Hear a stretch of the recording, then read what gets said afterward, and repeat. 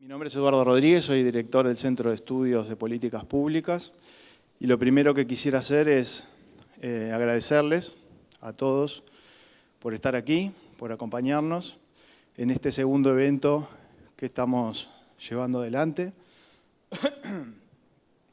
Agradecer especialmente a los expositores, a Nicolás Albertoni, vicecanciller de la República, y a Ricardo Pascale, experto en temas financieros y además en la economía del conocimiento. Y así que vamos a tener mucho para conversar en el día de hoy. Agradecer también a las autoridades que están presentes, a los legisladores, diputados, senadores, y en especial a Adrián Peña, con quien hemos trabajado juntos para que este proyecto, este evento salga adelante. Así que muchas gracias.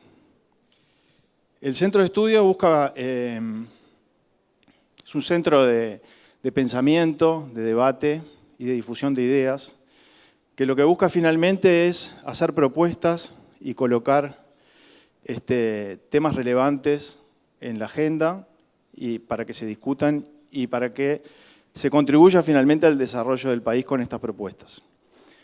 Uno de los temas que nos parece más relevantes para estos fines es justamente la inserción internacional. En un mundo tan interconectado, a pesar de los chisporroteos que hay continuamente en el mundo, es impensable pensar en el desarrollo y en el bienestar sin tener una política de integración internacional, y por eso es que elegimos este tema. La dinámica del evento va a ser, vamos a contar con una exposición de Nicolás, que nos va a poner al tanto de los avances que hay en materia de inserción internacional. Y luego subimos al escenario con Ricardo y vamos a entrar más en detalle en algunos aspectos que hacen a la política uruguaya en materia de inserción internacional. Así que sin más, le doy la palabra a Nicolás y les pido un aplauso para él como bienvenida. Muchas gracias.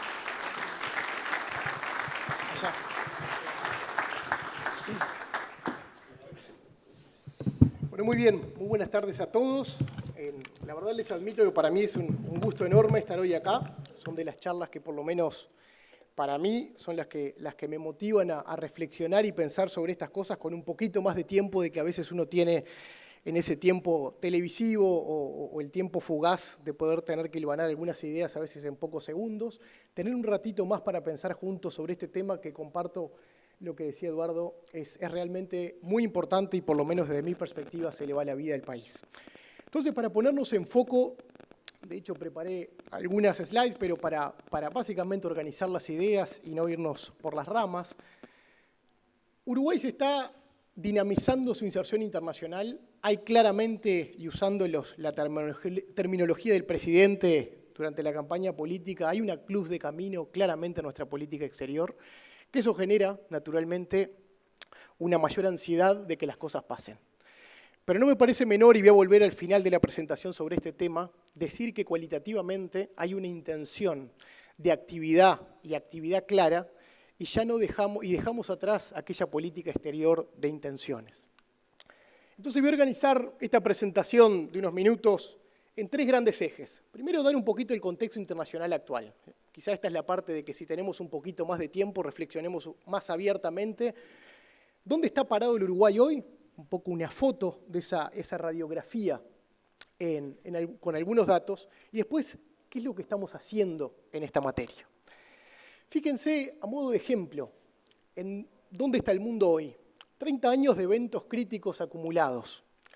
A veces es increíble pensar que en poquito más de 30 años, en el 89 se da la caída del muro de Berlín, en 2001 el atentado de las Torres Gemelas, que después tuvo naturalmente hasta consecuencias actuales en la política de Medio Oriente, 2008 crisis financiera global, 2010 primavera árabe, parece que fuera prehistórico esto, pero estuvo a la vuelta de la esquina, lo que genera olas migratorias de Siria, Libia y otros países de Medio Oriente, 2014, una de las primeras señales que ve el mundo del peligro de los problemas sanitarios en un mundo interconectado, una epidemia como fue la del ébola. 2015, crisis migratoria del Mediterráneo, donde surgieron aquellas imágenes, se acordarán, catastróficas, de ver a niños en las costas de la playa del Mediterráneo que no habían podido llegar vivo destino. Esta, de hecho, fue la crisis migratoria más grande después de la Segunda Guerra Mundial.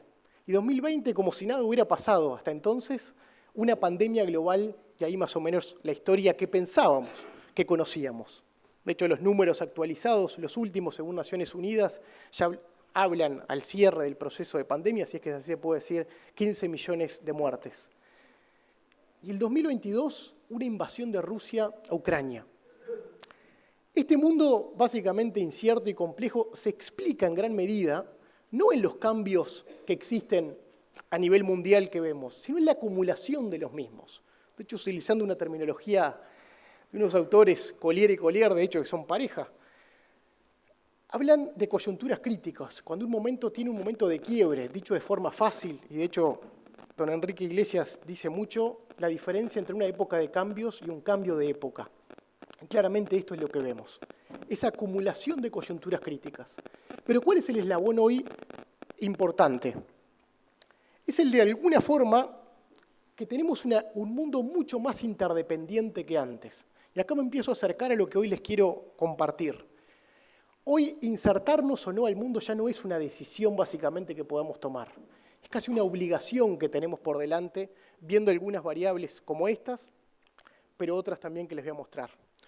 Entonces, ¿cuáles serían las tres claves para organizar ese primer punto al cual me quería referir, que le llamaría claves para entender un poco el mundo actual? Parece frase de libro, pero sí cómo organizarlo. Yo creo que se resume en tres grandes palabras. Incertidumbre, que parece un lugar común, pero ahora me voy a referir a algunos datos que dan respuesta a esto.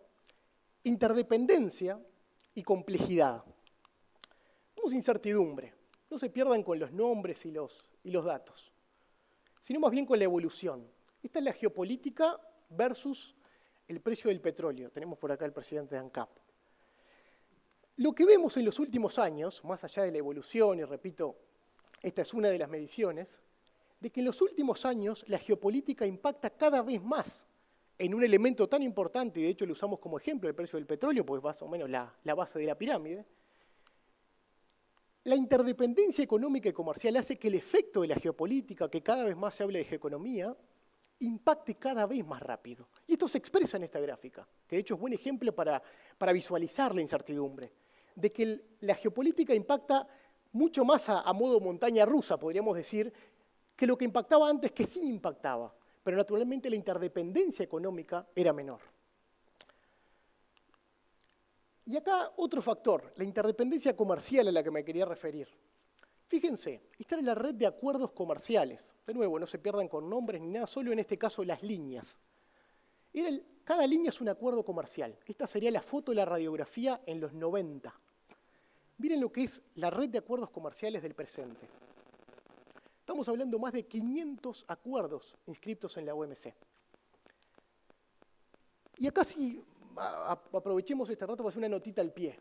En los 90, como habrán visto, de hecho, si resumíamos esas líneas que les mostraba antes, había aproximadamente unos 40 acuerdos comerciales. Cuando nace el Mercosur, de hecho una OMC, la Organización Mundial de Comercio, recién mirando y posicionándose ante el mundo, unos escasos 40 acuerdos comerciales.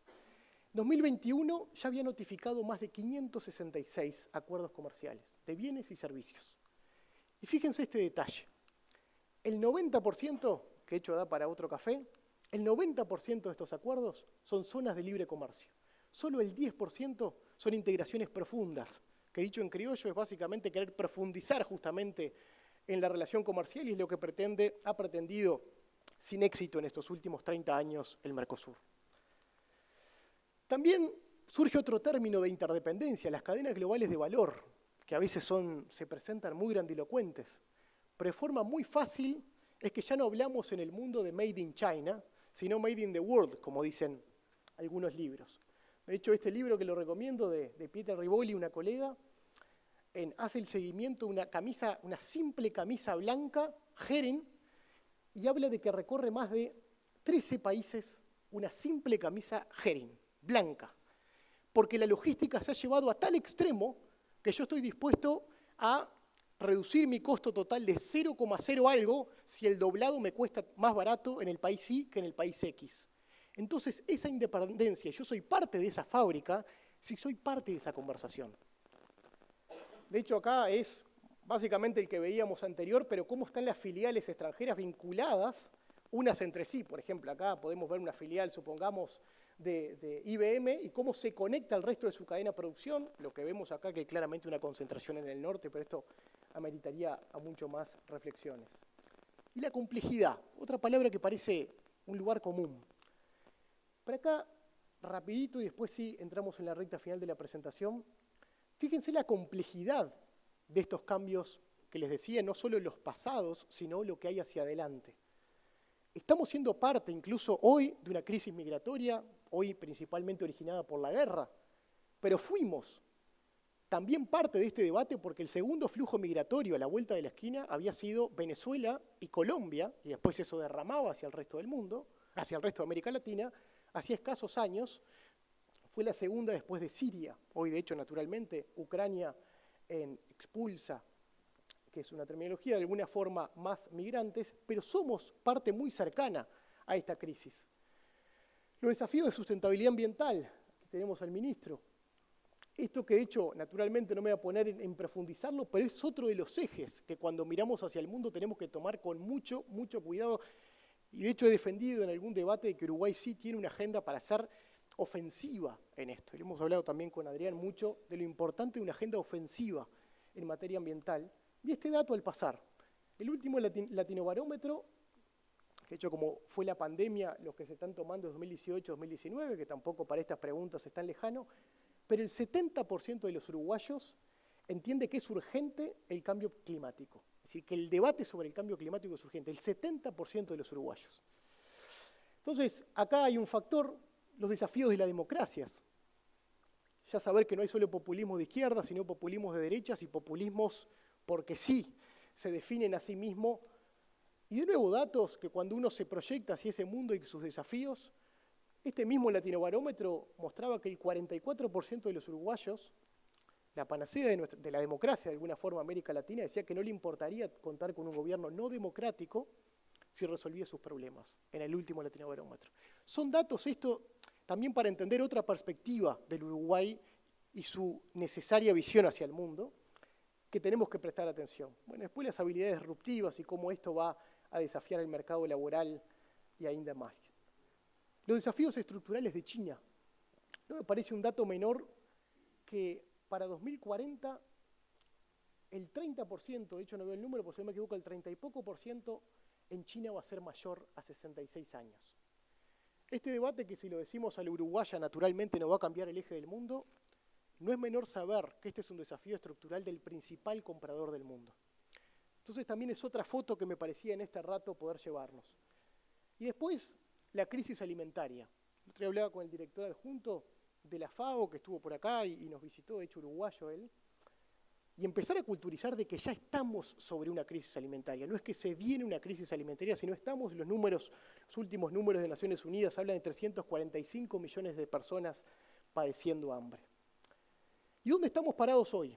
Acá dos breves diapositivas. Primero, esto es un poco el esqueleto del Uruguay exportador. A grandes rasgos, un 28% de destino a China, un 16% a Brasil, un 5% a Argentina, 5% a Estados Unidos, un 14% a la Unión Europea. Esto no es menor ponerlo sobre la mesa para ver un poco a veces comparativamente ese Uruguay exportador. Pero esta es la que me interesaba mostrarles. ¿Cuánto hoy estamos pagando de arancel? Porque acá es donde se define el partido. Fíjense que hoy, por no contar con la red de acuerdos comerciales que necesitamos, y voy a decir después, en la que estamos trabajando para que pase, pero claramente como esto, y no es por ser facilista en esto, si se hubiera empezado antes, naturalmente hoy la posición sería otra, en temas que son naturalmente de mediano plazo, 137 millones del total que pagamos de aranceles, que son aproximadamente 300 millones, 137 se van a China. Acá hablo de lo pagamos competitivamente porque es un término no menor que en realidad lo paga el exportador. Es decir, está pagando un impuesto de entrada al país. A grandes rasgos, después puede haber algunas excepciones, pero digo, no debemos caer a veces en reduccionismo, ¿no?, de cuánto equivaldría esas exportaciones, pero lo concreto es que competitivamente estamos pagando 137 millones a China, 50 millones a la Unión Europea y 44 millones a Estados Unidos. Esto porque no contamos con una red de acuerdos. Y acá un dato que es la otra cara de la moneda. Porque a veces también, bueno, señores, nos vamos del Mercosur, démosle la espalda y a mirar para adelante. Pero quien está en el policy making, quien está en la acción política, también decir, bueno, ¿qué pasa el lunes siguiente a que yo dé el portazo? Fíjense los datos de la radiografía de hoy. Aproximadamente el año pasado tuvieron actividad exportadora en unas 1.424 empresas.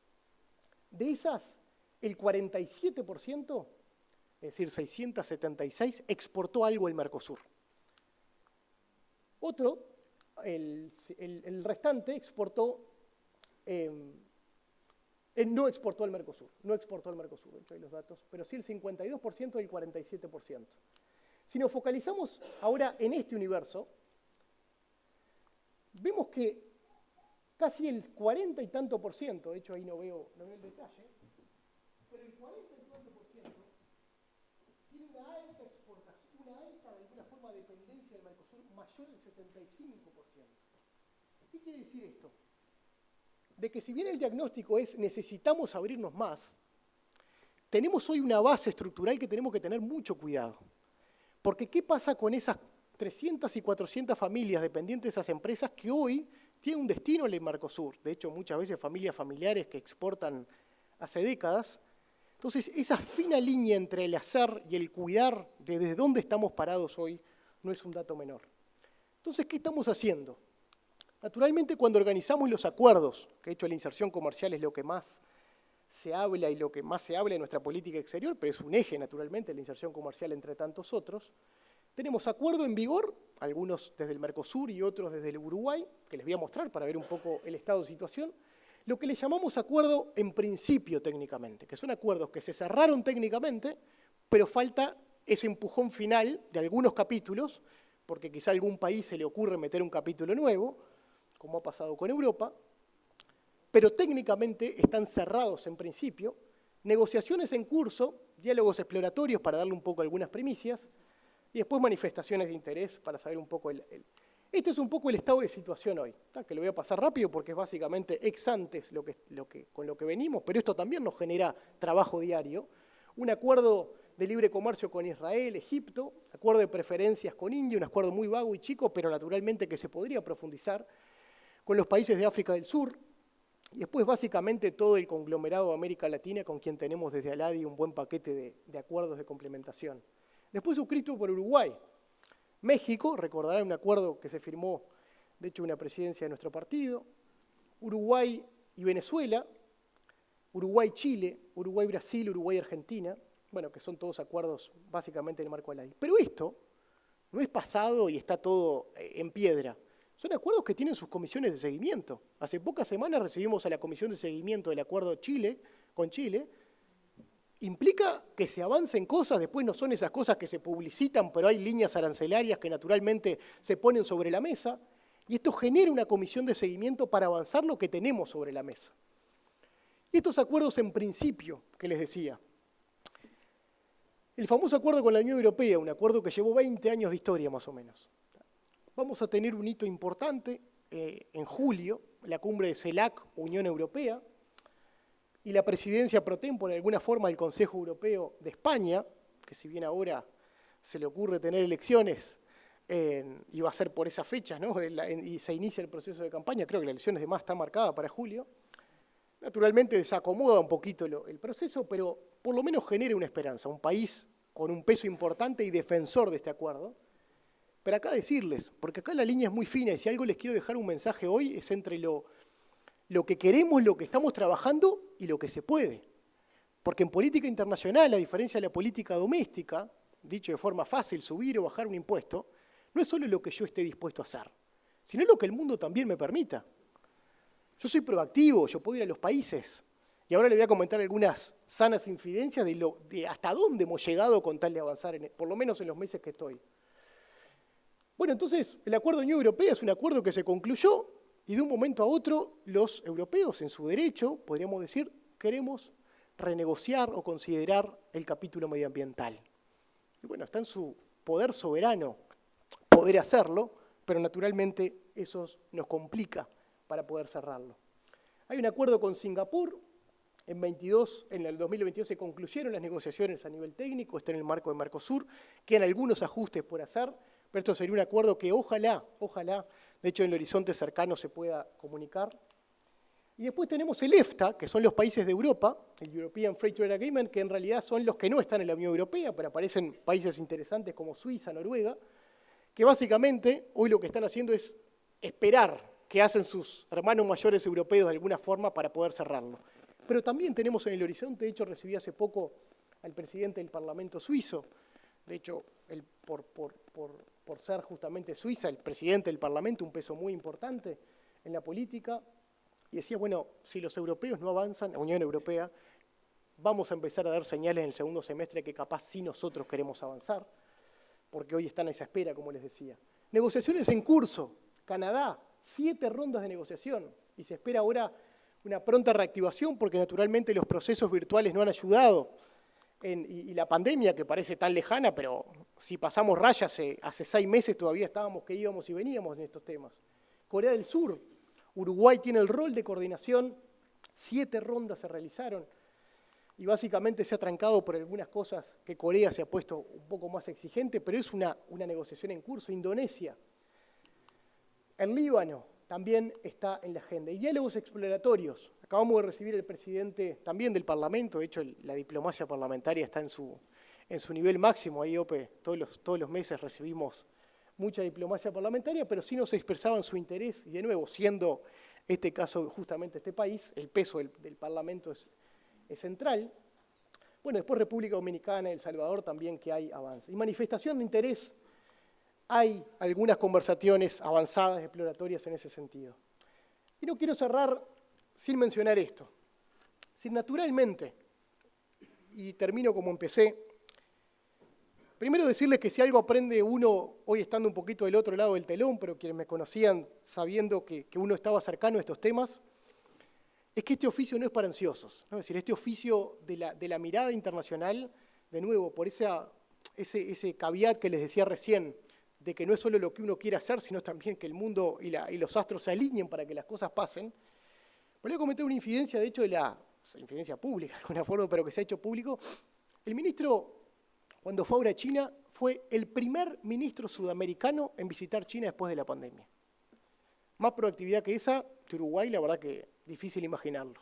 Y en la misma conversación con su contraparte le dice, señores, estoy en condiciones hoy de iniciar la negociación. Y es China quien dice, bueno, queremos esperar, ahora Mercosur, ahora Brasil, lo que sea. Pero si ahí hay una proactividad, hay un país que de alguna forma, de nuevo, pasa de las intenciones a activar, no necesariamente hoy a concretar, porque me hubiera encantado venir con acuerdos cerrados, pero sí a activar. Y créanme que en esto también, que de nuevo es la fina línea entre proactividad y mesura y eficacia. De alguna forma, si la contraparte no avanza, más allá de que somos proactivos, es delicado. Y esto de alguna forma no es pegar el grito, porque hay cuestiones en los procesos que hay que cuidarlas. Y lo que se cambió en este tema, y ahí tenemos el CPTPP, al cual después nos podemos referir, sé que el Tano también es un tema que le interesa por demás, China, que les mencionaba algo, Unión Europea, que les mencioné, pero lo que se cambió, y en esa cruz de camino a la que me refería, es que naturalmente, si sacamos una foto, que acá voy a hacer una anotación política, si sacamos una foto del mismo tiempo de la Cancillería y el mismo tiempo de la política exterior, durante el gobierno anterior, el debate y el eje de conversación de hoy era si Venezuela era o no una democracia. Que de hecho los que estaban al mando, dubitativos algunos, no se animaban a decir que Venezuela era una dictadura. Hoy estamos acá hablando de si Uruguay cierra o no, o avanza o no un acuerdo con China. Si queremos avanzar con el CPTPP, que para hacer eso tenemos que cerrar antes quizá un acuerdo de patentes. Yo no digo acá que tampoco hoy la tenemos ganada, pero sí de alguna forma hoy como gobierno, y acá sí permitan, más allá que este es un espacio abierto y y de reflexión, no político, pero bueno, uno habla de una visión política, tenemos que salir a defender el factor activación de esto. Porque de nuevo, el debate cambió. Y yo hoy no recibo y no converso con empresarios, de nuevo, de che, no puede ser que el debate hoy sea si Venezuela es o no una dictadura. No, es cuándo vamos a cerrar el acuerdo. Y es válido que seamos ansiosos, porque el eje cambió. El eje cambió. Y naturalmente, como nos pasa a los del norte, cuando agarramos el empalme de la 1 y la 3, ya casi que queremos llegar a destino, pero sí faltan 400 kilómetros para llegar a destino. Pero el empalme lo hicimos. Y esa cruz de camino, de alguna forma la estamos concretando. Yo soy un enfermizo defensor de esa frase de Borges, y de hecho es la que me motiva a veces todos los días entre el hacer y no hacer, hacer. Esa frase de Borges que dice que de alguna forma, y me la he repetido alguna vez, de que el futuro no es lo que va a pasar, sino lo que vamos a hacer. Y si hay un mensaje que les quiero dejar hoy, es que por lo menos quien habla, y hablo a título personal, está trabajando incansablemente para lograr ese hacer. Y de alguna forma que el futuro no nos llegue, y si no, seamos nosotros que lo podamos construir. Muchas gracias.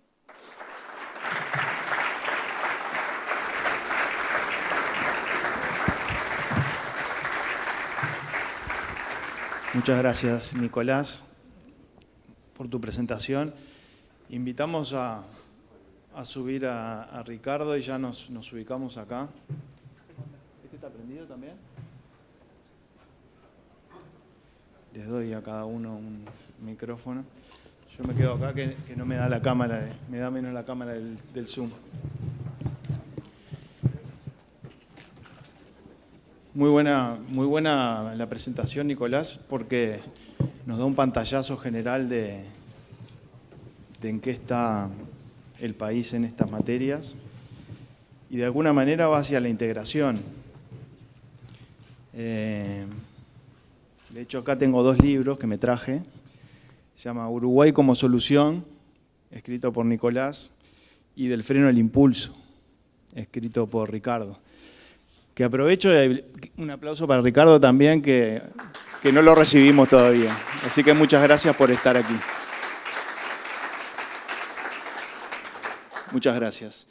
Y como primera pregunta, si bien tienen enfoques diferentes en muchos aspectos, tienen en común que coinciden en que hace falta establecer una estrategia clara de inserción internacional del país.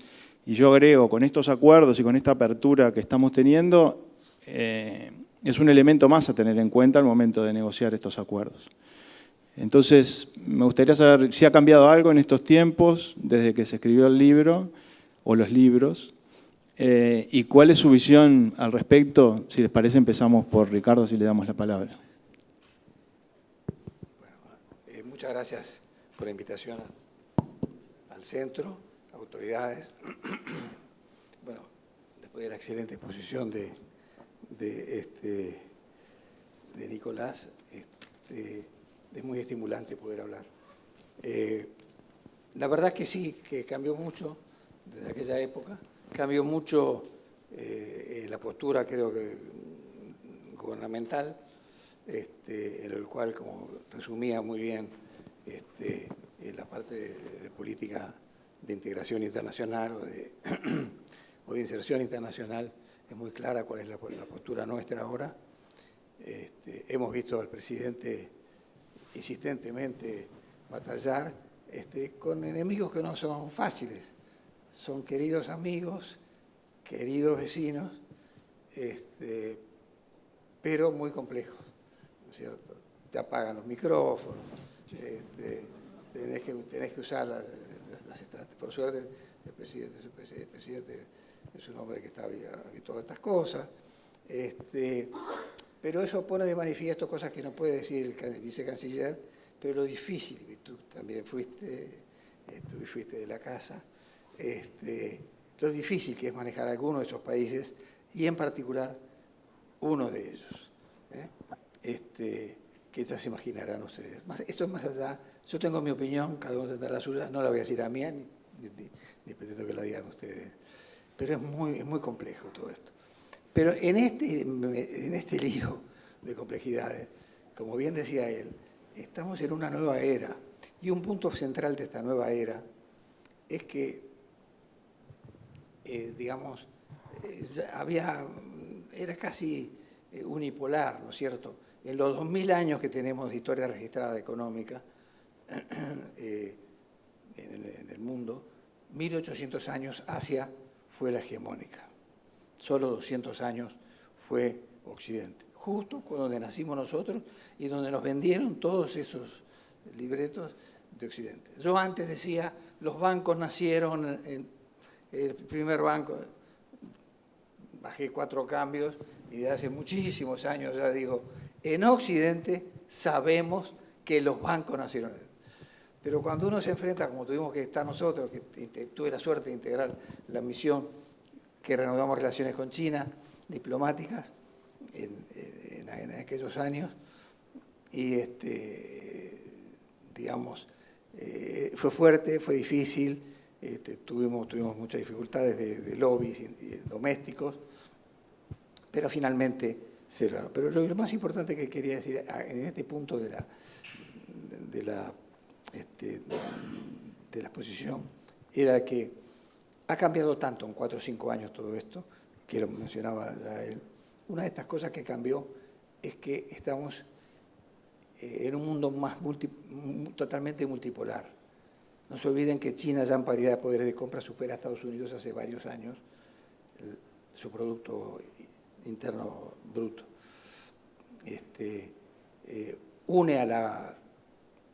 Tuve la suerte o la necesidad de tener que viajar muchas veces a China o a Asia y unieron a 5.000 años de sabiduría los 200 años muy fructíferos de sabiduría de Occidente. Y supieron adaptarse a eso. Bueno, ahora Occidente se ve en el enfrentamiento de tener que adaptarse a la manera de pensar de otros que fueron 1800 años los hegemónicos. Ese es un punto muy central. Sería muy fácil, digamos, para cualquier país tomar una decisión antes en el ámbito de Occidente, pero hoy tenés que tener en cuenta, y hay gente que sabe más que yo de esto, de una geopolítica, como puede ser qué dice Estados Unidos, qué dice China, si se hace tal cosa o tal otra. Europa juega un papel más secundario, pero en fin, acompaña en Occidente. Y después tenemos unos países que ya están muy... Ese es un primer punto que quería... Eso cambió radicalmente. Cambió radicalmente también está cambiando digamos, lo que sería la globalización. Ya no hay tanto una globalización de bienes, sino que la globalización está yendo más hacia una globalización de gente, de ideas, o sea, de pensamiento, de conocimiento. O sea, está cambiando, puede haber alguna caída, ni hablar en la globalización en general, pero no nos olvidemos que eso es muy importante. De manera que cambiaron tantas cosas que me hacen pensar que también tienen que cambiar todos los acuerdos de inserción internacional. Ya los viejos acuerdos, digamos, que la teoría tradicional del comercio internacional, que hicieron los grandes maestros, en fin, Ricardo, Olin, en fin, una cantidad, en los cuales los bienes y los servicios eran lo importante. Hoy los bienes y los servicios no nos van a sacar de este problema, sino que lo que nos van a sacar de este problema es el conocimiento, son las ideas, son las nuevas formas de invención o de innovación. O sea, la historia de este país, por razones de tamaño, depende mucho de su inserción internacional, pero no de cualquier inserción internacional, sino de inserción internacional muy basada en el conocimiento. De lo contrario, la inserción internacional no nos va a dar para crecer más del 2%, que es lo que venimos creciendo tendencialmente, y con el 2% los uruguayos no vamos a mejorar. Dicho esto, es muy, digamos,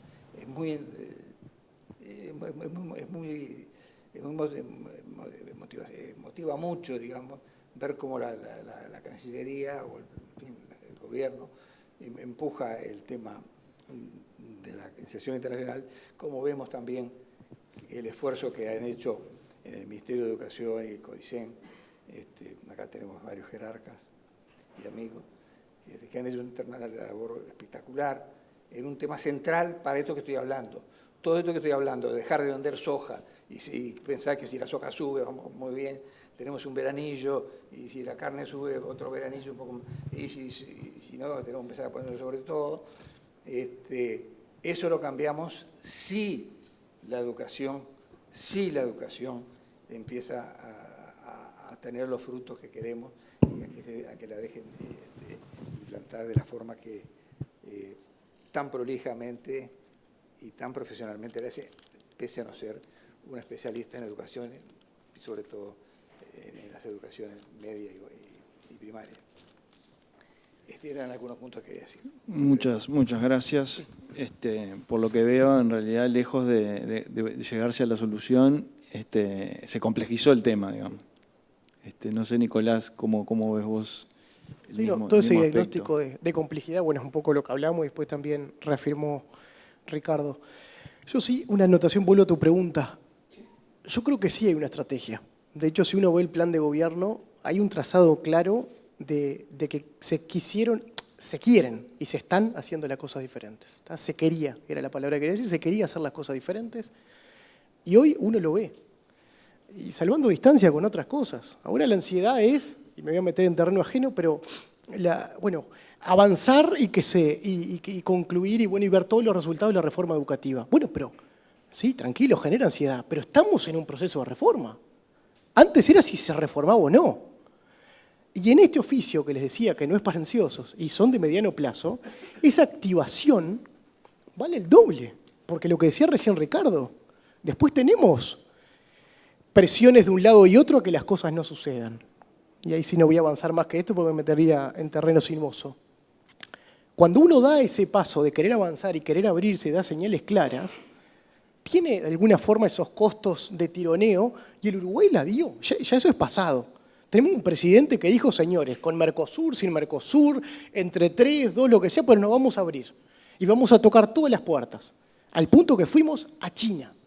Y les comento esa infidencia interna, decir, señores, estoy en condiciones de empezar hoy a firmar el inicio de las negociaciones comerciales.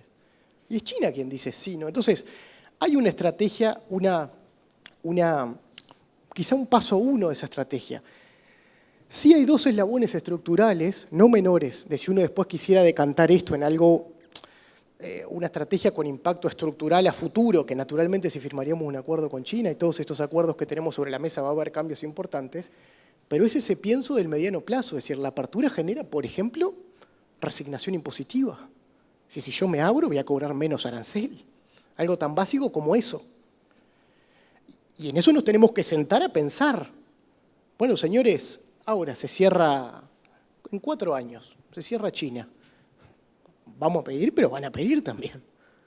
Entonces, ese pienso por elevación es quizá el que nos está faltando, Eduardo, pero no por un tema de falta hoy del no querer hacer. Es porque naturalmente uno tiene que avanzar, nos vamos a dar un paso de pensar pasado mañana, que algunos dirán que sí, bueno, pero hay recursos humanos limitados también para estar usando un pienso de resignación impositiva si no sabemos qué van a pedir los chinos. Digo, uno puede establecer escenarios de prueba en ese sentido. No, y otro punto en base a eso, recién hablaba Ricardo de que pasamos una globalización de bienes y servicios a una globalización de talentos, lo cual comparto. Pero ¿saben cuál es lo desesperante? Que hoy, es absolutamente verdad eso, pero nosotros no debemos dejar detrás el debate anterior. Es verdad que para algunos países es casi prehistórico. ¿Saben cuál es el arancel promedio de Chile? Que tampoco es la panacea, no sé, pero digo, es un dato objetivo económico. Menos del 2%. Si ya no habla de querer subir o bajar un arancel. Es una economía abierta que básicamente después negocia por listas negativas, como se dice, ¿no? Es decir, se sienta a negociar y te dice lo que no te voy a abrir, porque tengo todo abierto.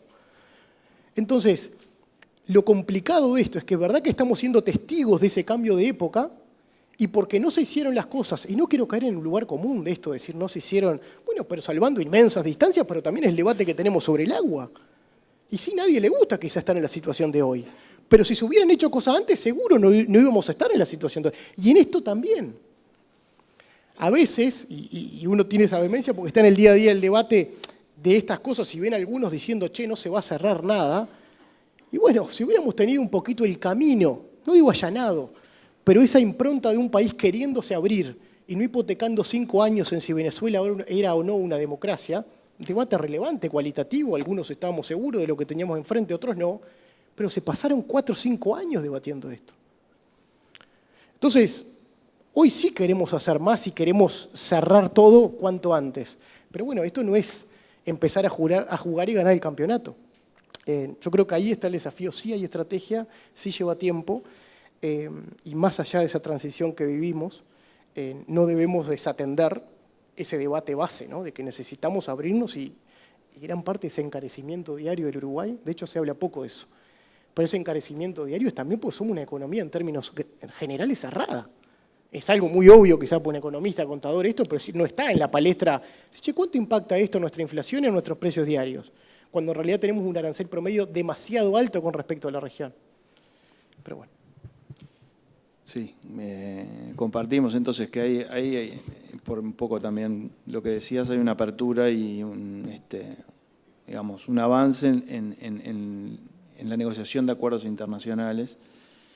Quizá el punto al que se refería Ricardo, que le voy a pedir a ver si puede darnos alguna información más, también, además de abrir los mercados, es somos un país básicamente de agroindustria, digamos, cuando uno mira las exportaciones y cómo impactan en el Producto Bruto. Y hay toda una economía del conocimiento, que es de la que hablaba Ricardo, de la que tanto habla, que ha surgido un poco a impulso del sector privado. Por ejemplo, en tecnología es un sector pujante y tiene desempleo negativo, digamos, y el gobierno lo apoya. Pero en ese sentido, da la sensación que tenemos más potencial. Entonces quería preguntarle a Ricardo, ¿cómo ve ese tema del lado de los servicios y del posicionamiento de Uruguay en el mundo? Y si tuviera que destacar 3 cosas que deberíamos abordar para mejorar en ese sentido, ¿cuáles serían? Pues, hay una cosa que quisiera recalcar que dijo muy bien el canciller. Dice que el canciller acá se perdió mucho tiempo en cosas como los aranceles que está hablando él. Estamos hablando de cosas muy serias, que cuesta mucha plata y que destruye mucho valor. Sin perjuicio de otras cosas. Tú me preguntabas sobre 3 cosas o... Si tuvieras que decir 3 aspectos que podemos mejorar para... Había un punto que quiero aclarar. Cuando se habla de una mayor presencia de la ciencia, la innovación o del conocimiento en la generación de productos, para nada hay que dejar los productos tradicionales nuestros. Lo más importante es generarle más valor. Nadie está... eso es una cosa que a veces la gente piensa en hacer vacunas y no curar la mosca de la bichera, Sí. que nos cuesta bastantes millones de dólares por año. O sea, muy importante esto aplicado a los recursos que tenemos ventajas comparativas. Y después seguir hacia otros escalones. Y si tuviera que mencionar 3 cosas, yo diría que lo que al país le está faltando, bueno, primero es un pacto, digamos así. Yo sé que eso es un poco lo que hemos vivido, estas cosas, un pacto de rumbo, un pacto de rumbo. Yo no diría de 40 cosas, 4 o 5 cosas. No hay ningún país de los que están jugando en una divisional superior que no hayan tenido un pacto entre los que mandaban. Cuando digo los que mandaban, no son solamente los políticos. La gente le echa la culpa siempre a los políticos, es más fácil, ¿no? Conviene. Pero realmente la sociedad civil tampoco hace nada por pedir y por decir y por proponer cosas. Yo creo que los políticos serían mucho más, son permeables a lo que la gente piense, son permeables a lo que la sociedad diga.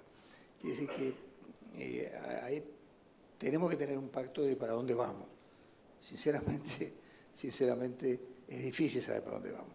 Hay esfuerzos individuales fantásticos y específicos, como lo que está haciendo la Cancillería, como lo que está haciendo el CODICEN. Pero bueno, y puede haber algún otro, pero acá esto es como la vacuna. No alcanzaba con vacunar el Belvedere o vacunar la Unión. Había que vacunar a la mayor parte de la población. Ahí para la vacuna. Para dar vuelta a esto, no alcanza con esfuerzos. Bienvenidos, no solo bienvenidos, muy agradecidos los esfuerzos más específicos. Un primer punto es ese. El segundo punto que tendría que decir es más largo.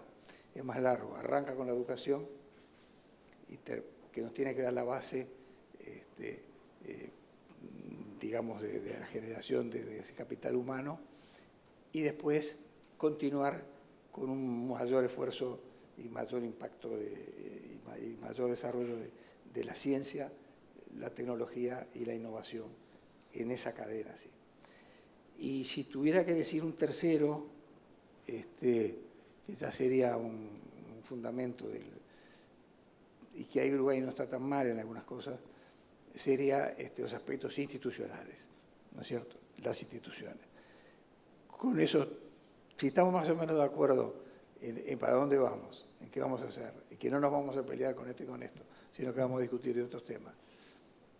Si entendemos que la educación es el comienzo de ingresar en una economía del conocimiento después a altísimos niveles,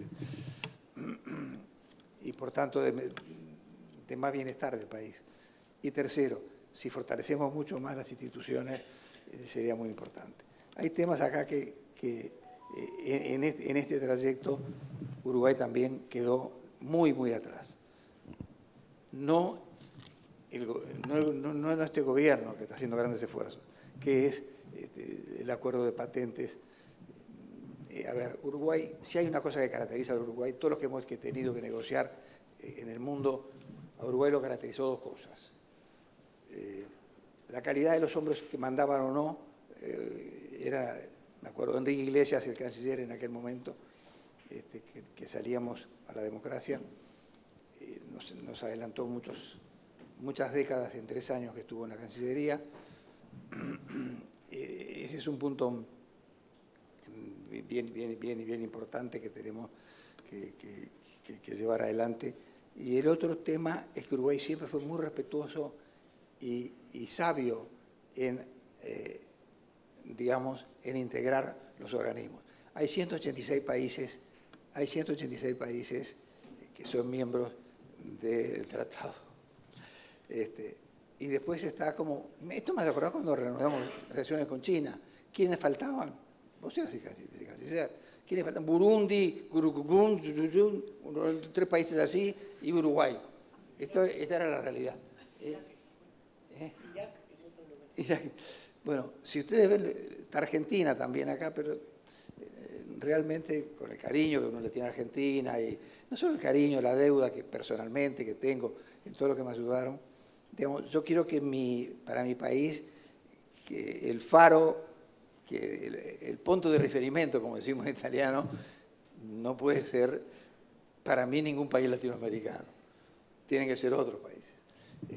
Esto dicho con la mayor amistad con los países latinoamericanos y mayor fraternidad. Pero por ahí quería hacer de todos puntos.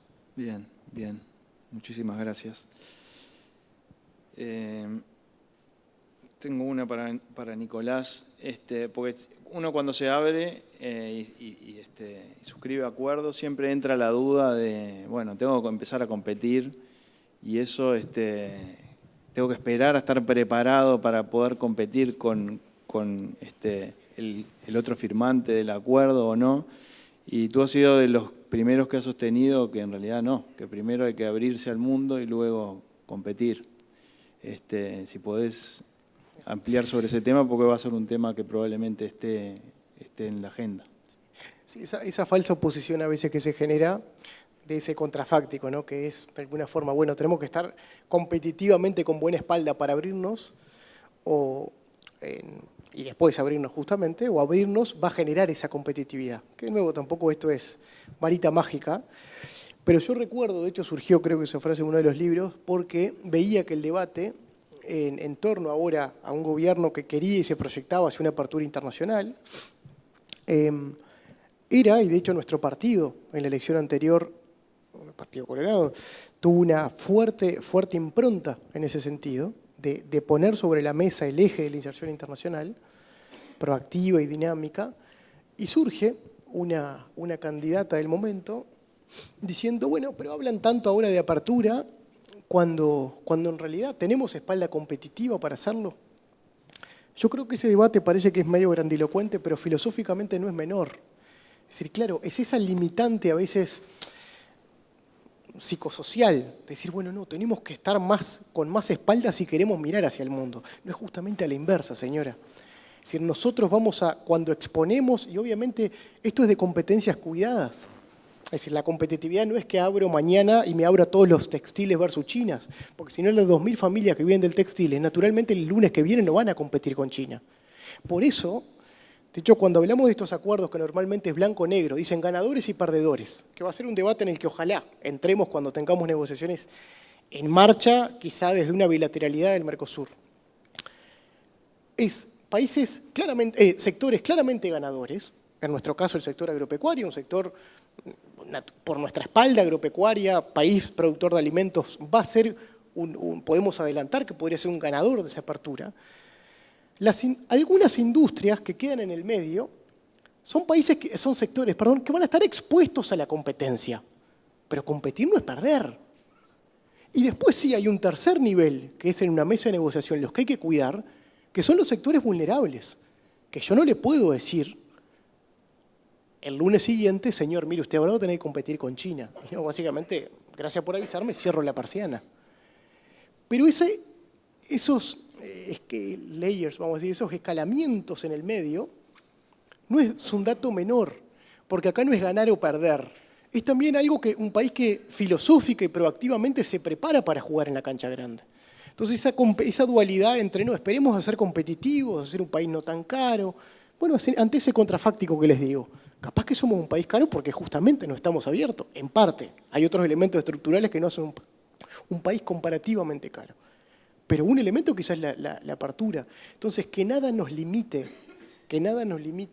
a pensar como estamos pensando y como estamos queriendo y siguiendo esa activación que les digo. Y verán que me cuido mucho en la concreción, porque naturalmente hoy no han habido concreciones, pero sí una activación que en este elemento no es un dato menor.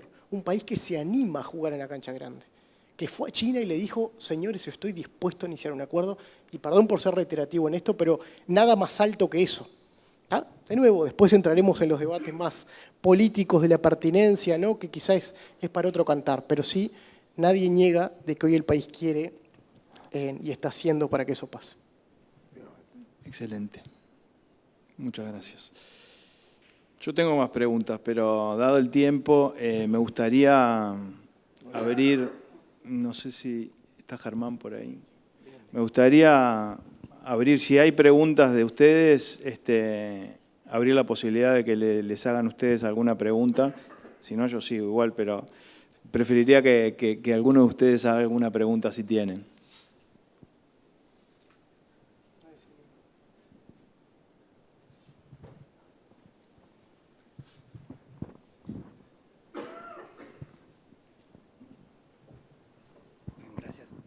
Hola, okay. Bueno, felicitaciones por la exposición antes que nada. Y mi pregunta va un poquito dirigido a, pensando en materia de inserción internacional, digamos, las acciones a corto plazo que se están ejecutando particularmente ahora con estas negociaciones, esta actitud activa del Uruguay en querer hacer negociaciones que lamentablemente estamos encorsetados por el Mercosur y que es un escollo bastante difícil a superar y que indudablemente no nos podemos ir del Mercosur, como bien dijeron. Pero pensando un poquito más a mediano plazo, el Uruguay, pienso yo, pregunto mejor dicho, ¿podría de repente no ir tanto por el lado del Tratado de Libre Comercio, llamándoles así, sino otro tipo de acuerdo, como se le llama hoy, que se le puede definir de diferentes maneras, de facilitación comercial, o de estos de nueva generación donde integran otros temas y no solamente el de los aranceles, como el de los derechos humanos o el materia ambiental o en calidad institucional y eso. Esos valores que el Uruguay los tiene. Tenemos valores institucionales, tenemos un valor ambiental interesante comparado con los países de la región, tenemos un sistema jurídico firme, tenemos una tradición democrática muy, muy valiosa. Estos argumentos no sirven para de alguna manera poder, en estas negociaciones bilaterales, Uruguay, país X, que lo reconozcan y se pueda abrir. Y lo digo también particularmente, yo sé que es un poco utópico, pero incluso con los Estados Unidos. Estados Unidos no ve en esos valores una posibilidad de geopolíticamente, aunque seamos chiquitos, bueno, ponerle un freno para ellos sería el ingreso de China, ¿no? Entonces, bueno, ¿de qué manera podemos hacer valer esos valores en esta etapa de negociaciones? Es un poco esa la pregunta. Rápido, dos cositas sobre eso. Primero hay un elemento en el cual sería difícil extenderme ahora con el tiempo. Hay un elemento técnico de por qué cuando hablamos de acuerdos es difícil ir por los caminos cortos. Es un tema de que si uno quiere el sistema, lo más fácil posible, el sistema global de comercio establece que no debe haber discriminación entre los países. Que si yo le bajo el arancel, esto tabla rasa, le bajo el arancel a Ricardo, ya tenés que bajarle el arancel a todos los que están acá. ¿Tá? Nación más favorecida, para los que quieran profundizar, vi uno con un libro ahí por ahí. La excepción a la regla de esto es generando acuerdos en algo, que es el artículo 24 de la OMC, que dice usted puede hacer excepción a esta regla siempre y cuando sea con estas condiciones. Zona de libre comercio, unión aduanera, mercado común. Entonces no es tan fácil salirse del libreto, porque la discriminación en este negocio está a la vuelta de la esquina. Es decir, yo no puedo empezar a bajar algunos aranceles. Sí, que es lo que te leo, podemos avanzar en otras cosas cualitativas, porque lo que te dije de bajar aranceles es netamente bienes. Hay toda una agenda hoy de los intangibles, la economía digital, que hay acuerdos que van por ahí. Hay un acuerdo de economía digital, Singapur, Nueva Zelanda y Chile, firmado, que yo creo que en el futuro también otras cosas a considerarse que son ese mundo del que de hecho Ricardo insiste mucho, de hecho su libro también insiste en eso, pero hay una nota al pie. No nos despistemos que nosotros tenemos que cerrar el debate anterior. Si nosotros no bajamos los aranceles y no, aunque sea prehistórico, sellamos ese debate, es más o menos, y de nuevo, lo digo esto casi como muy básico, pero para que lo entiendas de otras áreas, como creer que de alguna forma se va a resolver la seguridad sin resolver la educación. Si esto no es, yo insisto en que de alguna forma el debate básico de esto tenemos que sellarlo y tenemos que ser persistentes. Y es ese mundo, lamentablemente, en que se refugian acuerdos comerciales. Algunos le pondrán otro nombre, pero si uno después ve la letra chica, una zona de libre comercio, un tratado de libre comercio propiamente. Entonces, esa es mi respuesta.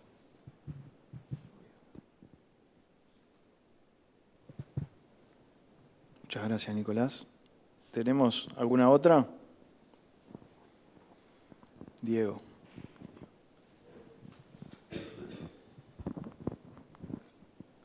Bueno, muchas gracias a los tres. Antes que nada, dos preguntas cortitas. Si tenemos algo mínimamente positivo para esperar del cambio de signo en Argentina, y por qué con Estados Unidos nunca pasa nada. Cerramos con preguntas fáciles. Y rápidas. Bueno, la primera, yo creo que ahí habrá que ver, ponernos acá a ver qué puede pasar. Yo creo que naturalmente, y esto con la mayor objetividad posible del caso, sí vemos que tenemos socios hoy no tan proactivos como nosotros en querer avanzar. Sí tuvimos un presidente que siempre fue insistente, que si es con Mercosur, mejor. Pero el tema mira para atrás y dice, vamos, bueno, que sí, que no, que bueno. Entonces no es reclamar porque sí, y yo creo que ahí cuando vemos en el horizonte algún cambio sea de gobierno actual, porque de hecho estrictamente, dado que quienes hoy están en la palestra política están diciendo que no van a ser candidatos, puede haber quizá un cambio de signo en la intención y en el foco que hay en Argentina, pero pondría stop ahí. Y sobre Estados Unidos, esto sí, acá me permito un poco más, Uruguay feliz de la vida si es también avanzar con Estados Unidos. En ningún escenario se dijo sí a este y no a este. Yo creo que hoy lo que sí está pasando en Estados Unidos es que parlamentariamente, y recibimos parlamentarios hace poco, todos focalizados en América Latina, y no hay una decisión de ellos de avanzar en acuerdos. Yo creo que la era Bush ahí generó en los fast track y todos aquellos acuerdos, que hubo una ola de acuerdos, y después también la era Trump, generaron como una cierta narrativa de proteccionismo, esto es todo objetivo, está en los datos, que hace que hoy de alguna forma no veamos un Estados Unidos proactivos. Pero créanme, y he sido testigo de conversaciones, decir, señores, díganos cuándo, y vamos. El tema es que, bueno, el tango se baila a dos, ¿no? Excelente. Allá tenemos una más.